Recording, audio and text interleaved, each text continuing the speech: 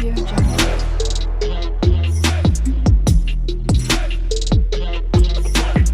Audio Jungle.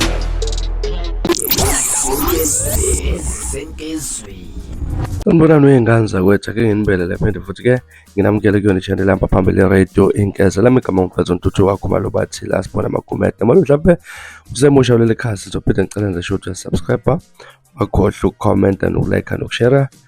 Okuyikhona okukhulu kunakho konke. Wey'ngane zakwethu kubika ukuthi bekade ephume ejele ngecala lokubulala logenca izingane ezintathu endaweni yakalulana. Ubesanda ukuphuma ejele ngoshwele ngecala lo okugwetshwe owesilisa okuthiwa uKapa izingane laphana ezilamazi ezintathu kalulana eMangozi ngomgqibelo. Lona-ke wesilisa kuthiwa uboshe ngesonto ntambama emuva kokubaleka qeda ukwenza lesi sigameko esinyantisa igazi. Bebulawa ngesihluku nje sisabisayo ngokwanele uGomede weneminyaka engu-15, ayabonga Khumalo weneminyaka ewu-7 no-Amanda Khumalo bekade ngomnyaka engu-9. Ngokusho kamkhulu walezi zingane umnumzane Jobe Khumalo, noma kungacaci ukuthi bekade kubangani impi ibiphakathi kababazo kanjalo nomsolwa. Okwamanje kucaca ukuthi ngempela bekade kubangwana. Akekho ufuna ukubatshela njengomndeni ukuthi-ke yini eholele kulesi sigameko. Umnakwabo kayise wezingane owenze lesi sigameko baqonywe izingane zandawonye ezilamanayo akwenzile kuzwisa kakhulu umndeni ubuhlungu, njengoba endlini la alimaze khona izingane igazi bekade likhiwa ngendishi ngendlela bekade liliningi ngayo.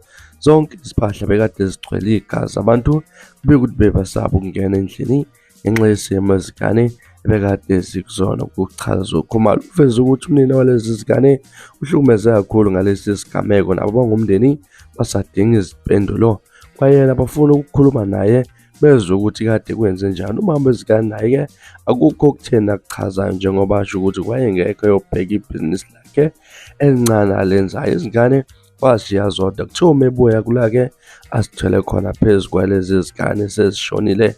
Ukuba-ke ubaficile abazali balezi zingane abazi ukuthi-ke nabo benze isilo sengububula lezi zingane nje ngoba befuna ukubazisa ubuhlungu, hhayi ngoba befuna zona kubeka uKhumalo. Ima yasemkhaya kude umnumzane Siphile Mdaka ihambelele umndeni la iveze khona ukuthi izigameko ezifana nalezi kumele zisheshe zisukunyele, njengoba-ke kusaqhubeka khona ukuhlukunyezwa kwabesifazane nezingane. Uthi amaphoyisa waqinisa ingalo yomthetho asheshe abopha abantu abenza izigameko ezifana nalezi. Lo muntu wenze lesi sihluku unemibuzo ukuthi uqala wakwenza njani lokhu, uzibulala kanjani zonke ebuka yena wangabeza angabasaba nozwelo elinjani leli demoni bekade limngenile. Bezwa ubuhlungu kakhulu, kungakho balana njengobuholi bonke bazohlanganisa amehlo nomndeni ukuthi njengoba-ke ubadinga bayacela ukuthi amaphoyisa aqaphe umphakathi, ngoba-ke sebatholile ukuthi umnumzane umuzi wamsolwa nawo ushisile kuchaza umdaka. Okhuluma lapho amaphoyisa aZulu-Natali uColonel Robert Nechundu uthi umsolwa uboshiwe wafela enkantolo izolo-ke laphana bekuwumsombuluko. Ngazakwethu-ke izona indaba ezibuhlungu sinibekela zona namhlanje ezihamba phambili laphana-ke engane zakwethu nasokuphumela igama lokuthi-ke izingane zobe zifihla ngalo usuku langesonto-ke isonto lesi sibheke kulo ekhaya kwalulwane-ke laphana wey'ngane zakwethu. Izona indaba ezibuhlungu sinibekela zona. Nibe nosuku lomnandi, nisiphathe kahle, sithanda kakhulu.